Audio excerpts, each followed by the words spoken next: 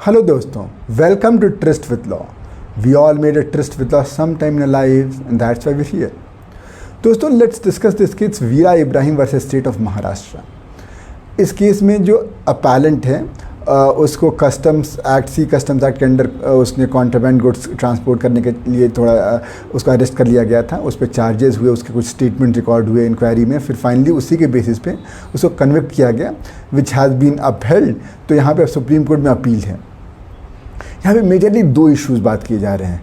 पहला कि it is hit by article 20 clause 3 which gives right against self incrimination. Contention ये था कि ये जो अपैलेंट हैं ही was accused of an offence और इसलिए इसके जो भी स्टेटमेंट हैं वो they are hit by article 20 clause 3.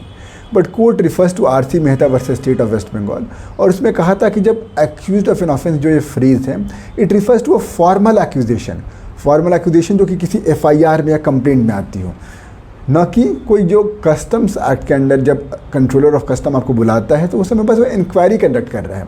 In fact उस इंक्वायरी के बाद जब वो अपनी रिपोर्ट फाइल करता है जिसके बेसिस पे कंप्लेंट होगी मजिस्ट्रेट के पास, now you become an accuse, तो अब आप आर्टिकल 20 क्लॉज 3 का डिफेंस ले सकते हैं. Coming to the second contention कि it is hit by section 24 evidence act. क्यों? क्योंकि सेक्शन 24 एविडेंस एक्ट कहता है कि एनी कन्फेशन जो है which is made under ITP inducement threat और promise from a person in authority वो इरेलीवेंट होगा. लेकिन यहाँ पे कोर्ट यहाँ पे 6 इंग्रेडिएंट दिखाता है. पहला सेक्शन 24 के कन्फेशन होना चाहिए. Confession must be made by an accused person, must be made to a person in authority. चौथा, it must be result of ITP inducement threat और promise flowing from the person in authority.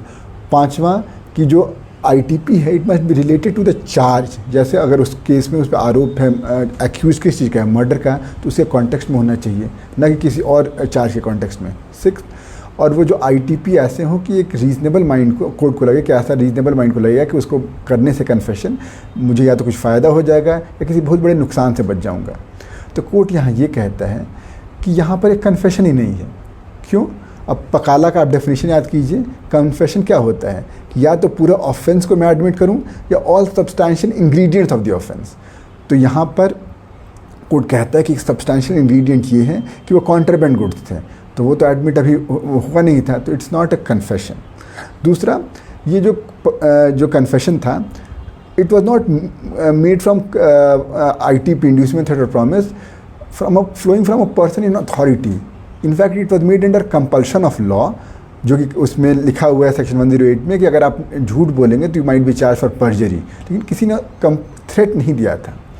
और in fact court फिर ये कहता है कि जो record हो रहा था तो उस समय ये भले बताया गया था कि अगर आप झूठ बोलेंगे तो वो परजरी के अंडर चार्ज किया जाएगा, लेकिन इससे कोई रीजनेबल बंदा ये नहीं सोचेगा कि अगर मैं सच बोलूँगा तो मुझे कुछ एडवांटेज हो जाएगा या झूठ बोलूँगा तो किसी बहुत बड़े सच बोलकर बहुत बड़े नुकसान से बच जाऊँगा. तो इसलिए सेक्शन 24 से हिट नहीं हो रहा है. तो दोस्तों, ये अपना केस था.